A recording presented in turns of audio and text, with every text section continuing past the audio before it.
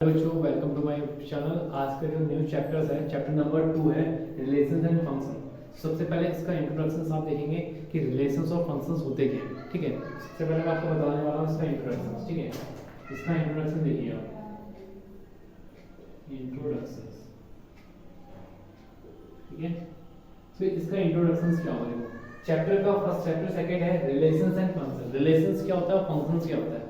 Relation का मतलब समझते तो रिलेशन का मतलब जैसे अपना पापा मम्मी का रिलेशन, भाई बहन का रिलेशन, चाचा चाची का रिलेशन, भाई भाई का रिलेशन, दोस्त दोस्त का रिलेशन, तो ये सारे रिलेशंस होते हैं। ठीक है, तो आपने देखा होगा ये सब क्या होते हैं, रिलेशंस होते हैं। बट यहाँ पे रिलेशन का मतलब तो हमने नहीं समझ लिया। ठीक है, फंक्शंस क्या होते हैं, फंक्शंस का मतलब क्या होता है। जैसे फॉर एग्जांपल रिलेशन का मतलब क्या हुआ कि कोई एक रिलेशन एक है तो बहुत लोगों के साथ रिलेशन कर सकता है। ठीक है, और सपोज जैसे फॉर एग्जांपल मैं हूं तो मेरे बच्चों के जैसे मेरा और आपका रिलेशन कैसा है, बच्चों का रिलेशन है। मेरा और आपका रिलेशन जो है वो एक बच्चों का रिलेशन, मेरे और आपका क्या है, एक गुरु और बच्चों का रिलेशन है कि आप मेरे बच्चे हो, मैं आपका क्या हूं, गुरु हूं। तो इसका इस टाइप का टॉपिक जो है ना बच्चों, वो एक रिलेशन पे पड़ता है। ठीक है, तो चैप्टर 2 भी ये कह रहा है कि रिलेशन और फंक्शन में सबसे पहले हमें जो मेन इंपॉर्टेंट टॉपिक पढ़ना है जो कि एक्सरसाइज 2.1 आपको सॉल्व करेगा, वो है आपका एक कार्टेशियन प्रोडक्ट। तो कार्टेशियन प्रोडक्ट क्या होता है, सबसे पहले इसके बारे में पढ़ते हैं। ठीक है, तो कार्टेशियन प्रोडक्ट ऑफ सेट, देखो कार्टेशियन का मतलब होता है, जैसे आपने सीखा होगा ना, जैसे क्लास छोटी क्लासेस में जब आप क्लास 9 में थे तो आपने एक पढ़ा होगा कार्टेशियन प्लेन पढ़ा होगा। तो ये होता है कार्टेशियन प्लेन। ये एक्स वाले क्या होती है, एक्स एक्सिस होती है, और ये y वाली क्या होती है, y एक्सिस होती है। ठीक है, ये आपको पता है ये x एक्सिस होती है एंड देन ये क्या होती है, y एक्सिस होती है। तो इसका ये क्या पूरा भी कौन सा प्लेन होता है, कार्टेशियन प्लेन का। ठीक है बच्चों, तो उसके बेस पर हमें यहाँ पे कार्टेशियन प्रोडक्ट करना है। कार्टेशियन प्रोडक्ट में जैसे मान लो सेट आपको एक दे रखा है रेड और ब्लू, और एक दे रखा है BCS। ठीक है, तो इसका एक फॉर्मूला होता है कि सेट A के जितने भी एलिमेंट्स हैं और सेट B के जितने भी एलिमेंट्स हैं उन दोनों की मल्टीप्लाई कर दें तो पता लग जाएगा कि कितने सेट इसमें फॉर्मेट होंगे। ठीक है, तो सपोज दैट जैसे फॉर एग्जांपल मैं आपको एक एग्जांपल की हेल्प से समझाता हूं। ठीक है, एग्जांपल लिखिए, जैसे मान लो मेरे पास ये है, ये और ये पॉइंट है। ठीक है, तो ये पॉइंट मैंने क्या कर दिया, रेड कर दिया, और ये वाला पॉइंट क्या है मेरे पास, ये वाला पॉइंट है मेरे पास ब्लू, इसको मैंने ब्लू कर दिया। ठीक है, और देन ये वाला पॉइंट है मेरे पास B, ये वाला पॉइंट है मेरे पास C, और ये वाला पॉइंट है मेरे पास S। ठीक है बच्चों, तो आपको पता है कि B वाला पॉइंट इससे भी रिलेट करेगा, एंड देखो कहने का मतलब B रेड से भी बिलोंग करेगा, C रेड से भी करेगा और S रेड से भी करेगा, एंड B ब्लू से भी करेगा, C ब्लू से भी मल्टीप्लाई करेगा, एंड S किससे करेगा, ब्लू से करेगा। ठीक है, तो ये इसका कार्टेशियन हो गया। फॉर एग्जांपल ये इससे भी रिप्रेजेंट करेगा, ये वाला इससे रिप्रेजेंट करेगा, एंड देन ये वाला इससे रिप्रेजेंट करेगा, एंड देन ये वाला रिप्रेजेंट करेगा, एंड देन ये वाला रिप्रेजेंट करेगा, एंड ये से रिप्रेजेंट करेगा, ये से रिप्रेजेंट करेगा। तो इस टाइप का क्या बन गया, इस टाइप का एक प्लेन बन गया। ठीक है, इसको हमने ऐसे रिप्रेजेंट कर दिया। ठीक है, कहने का मतलब है कि ब्लू जो B है वो रेड से मल्टी प्रोडक्ट बनेगा, C का प्रोडक्ट रेड बनेगा, S का प्रोडक्ट भी रेड बनेगा, B का प्रोडक्ट ब्लू बनेगा, C का प्रोडक्ट भी ब्लू बनेगा, एंड S का प्रोडक्ट भी क्या बनेगा, ब्लू बनेगा। ठीक है, जैसे कार्टेशियन करके दिखाता हूं मैं आपको इसको। तो एक कार्टेशियन B, ठीक है, रेड का ब्लू से करके दिखाते हैं तो क्या हो जाएगा बच्चों, सेट के अंदर ले लेते हैं, रेड का B से कर लिया, एंड देन फिर रेड का किससे होगा, रेड का B से कर दिया, रेड का किससे होगा, C से भी होगा, तो रेड का किससे कर लिया, C से कर लिया, एंड देन अब रेड का किससे होगा, S से भी होगा, तो रेड का किससे कर लिया, S से कर लिया। ठीक है, एंड कॉमा अब ब्लू का किससे होगा, B से होगा, तो ब्लू का किससे कर लिया, B से कर लिया, एंड कॉमा अब ब्लू का किससे होगा, C से भी होगा, सो ब्लू का किससे होगा, C से भी होगा, एंड लास्ट किसका बचा है, ब्लू का किससे होगा, ये ब्लू का S से भी होगा। ठीक है, तो ये भी ब्रैकेट में ले लिया, कर लिया ब्रैकेट क्लोज। तो इसके अंदर कितने एलिमेंट्स बने, कितने सेट बने, 1 2 3 4 5 6। तो इसके लिए क्या बन गया, तो मैंने ऑलरेडी नंबर ऑफ ए और नंबर ऑफ बी निकाल दिया। नंबर ऑफ ए कितने एलिमेंट है, 2, नंबर ऑफ बी कितने हैं, 6, 3 3 2 का कितना होता है, 6। ये ऑलरेडी आपको तैयार हो गया। ठीक है, अब यहाँ देखो बच्चों एक डेफिनेशन लेते हैं, A cross B is equals to, जैसे फॉर एग्जांपल डेफिनेशन की समझ में सकते हैं, उसके बाद हम एक्सरसाइज के एग्जांपल करेंगे, उसके बाद हम एक्सरसाइज करेंगे।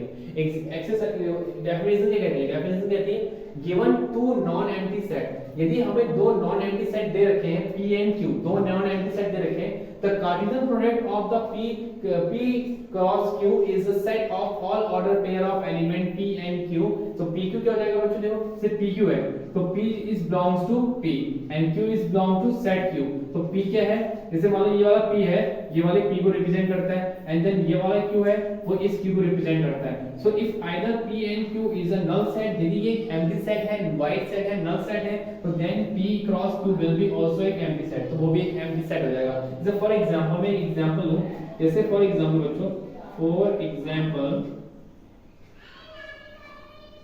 जैसे मेरे पास सेट A है, सेट A के अंदर कोई भी सेट एलिमेंट नहीं है, और एक सेट B है उसके अंदर भी कोई एलिमेंट नहीं है, तो इसका कार्टेशियन प्रोडक्ट जो होगा वो भी क्या होगा, एक नल सेट होगा। क्या होगा बच्चों, एक नल सेट होगा, क्योंकि इसके अंदर क्या है, कोई एलिमेंट ही नहीं है, तो वो एलिमेंट ही नहीं है तो वो भी क्या होगा, एक नल सेट बनेगा। नल एक्सरसाइज 1.2 का मैं फर्स्ट क्वेश्चन लेकर आया हूं, जिसमें लिख रखा है if x upon 3 plus 1 y minus 2 upon 3 is equals to 5 upon 3 1 upon 3 find the value of x and y। हमें x और y की वैल्यू फाइंड करनी है, ठीक है बच्चों। तो सबसे पहले हमें क्वेश्चन क्या दे रखा है, सॉल्यूशन करेंगे।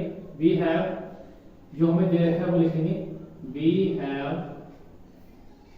x upon 3 plus 1 comma y minus 2 upon 3 is equals to 5 upon 3 comma 1 upon 3। ठीक है बच्चों, तो इसकी ऑन कंपेयरिंग करेंगे, मैं ऑन कंपैरिजन, ऑन कंपेयरिंग में ये वाला फंक्शन इसकी इक्वल ले लेंगे, x upon 3 plus 1 is equals to 5 upon 3, and then ये वाले फंक्शन को इसके अपॉन में लेंगे, y minus 2 upon 3 is equals to 1 upon 3। Solution करेंगे बेटा इसका, कैसे करेंगे, देखो x upon 3, ये x upon 3 is equals to 5 upon 3, ये प्लस का 1 दे रहा है, कितना आएगा, माइनस का 1 हो जाएगा, ये चीजें 1 ऐड कर देंगे, and x upon 3 is equals to, इसका आंसर मिलेंगे 3 आएगा, क्रॉस मल्टीप्लाई कर देंगे, कितना आएगा, 5 minus 3, ये 3 से 3 कैंसिल हो गया, and x is equals to 5 minus 3 कितना आ गया, 2 आ गया, x की वैल्यू कितनी आ गई, 2 आ गई। ऐसे बच्चों इसको भी सॉल्व कर देंगे, and y is equals to 1 upon 3, ये माइनस की जगह कितना आएगा, प्लस का 2 upon 3, and y is equals to, denominator same है तो एलसीएम भी सेम आएगा, 1 plus 2 is equals to 3 upon 3, तो आंसर कितना आ गया, 1 आ गया। लास्ट में लिख देंगे thus x is equals to 2 and y is equals to 1, ये इसका आंसर आ गया, ठीक है ना। क्वेश्चन नंबर फर्स्ट क्या है, कितना इजी था क्वेश्चन नंबर फर्स्ट, जो कि क्वेश्चन नंबर फर्स्ट हो गया। अब हम इसे क्वेश्चन नंबर सेकंड में मूव होते हैं। सेकंड में मूव होते हैं बच्चों। क्वेश्चन नंबर सेकंड की कह रहा है if the set A has 3 elements, set A के पास कितने एलिमेंट्स हैं, 3 एलिमेंट है, and set B has 3 4 5, then find the number of element in A cross A Cartesian B। तो A कार्टेशियन B में कितने नंबर ऑफ, कितने क्या होंगे इसमें एलिमेंट्स बन सकते हैं, कहते हैं। सबसे पहले कितने एलिमेंट बनाएंगे, सॉल्यूशन बताएंगे, जिसका ऑलरेडी मैंने इंट्रोडक्शन में बताया था कि क्या होता है, number of A Cartesian B is equals to number of A multi Cartesian and number of B। तो number of A Cartesian B is equals to, set A के पास कितने एलिमेंट है, सेट A के पास 3 एलिमेंट बता रखा है। कोई एक सेट होगा उसके अंदर कोई भी 3 एलिमेंट होंगे, समझो 1 होगा, 2 होगा, 3 होगा। सपोज मान लो, लेट कर लो कि सेट A के पास 3 एलिमेंट है और सेट B के पास भी कितने एलिमेंट है, 3 एलिमेंट है। तो इसके अंदर कितने एलिमेंट बनेंगे, तो number of A 3 element and number of B 3 element. तो number of A Cartesian B is equals to 3 3 से कितना हो गया बच्चों, 9 आ गया, 3 से कितना आ गया, 9 आ गया। तो ये भी क्वेश्चन क्या हो गया, कंप्लीट हो गया। एंड द नेक्स्ट क्वेश्चन क्या है बच्चों, क्वेश्चन नंबर नेक्स्ट कहता है, क्वेश्चन नंबर 3 है इफ G 7, 8 एंड H 5 4 2 तो find the G Cartesian H और H कार्टेशियन Z। क्या ये दोनों एक दूसरे के इक्वल्स होंगे, चलो करके देखते हैं बच्चों। G कार्टेशियन H करते हैं, तो सॉल्यूशंस करेंगे। सबसे पहले सॉल्यूशन में आपको क्या करना है, G कार्टेशियन H, तो G के कितने हैं, G कितना है आपका 7 8 है, और H कितना बच्चों आपका, सेट H कितना है आपका, H है आपका 5 4 2, ठीक है। आपको क्या करना है बेटा, G Cartesian H is equals to, आपको 7 की 5 से भी करानी है, ठीक है, 7 5, फिर 7 की 4 से भी करानी है, 7 4, फिर 7 की 2 से भी करानी है, 7 2, ठीक है। फिर 8 की 5 से करानी है, 8 5, फिर 8 की 4 से करानी है, 8 4, एंड देन फिर 8 की 2 से करानी है 8 2, ठीक है, ये आपको कंप्लीट हो गया। And then h cross h Cartesian G निकालना है, सो h कार्टेशियन जी, h कितना है आपके पास, देखो आप h कितना है आपके पास 5 4 2, और g कितना है आपके पास 7 8, ठीक है। अब ये देखो इसको निकालेंगे तो 5 की 7 से भी कराएंगे और 5 की 8 से भी होगा, ठीक है बेटा, 5 7 एंड 5 की 8 से, एंड ऐसे 4 की 7 से, एंड 4 की 8 से, एंड 2 की 7 से, और 2 की 8 से। अब ये बताओ कि ये वाला सेट और ये वाला सेट क्या कभी इक्वल हो सकते हैं, कि a क्रॉस h और h क्रॉस g कभी इक्वल हो सकते हैं, नेवर। तो यहां पर लिख देंगे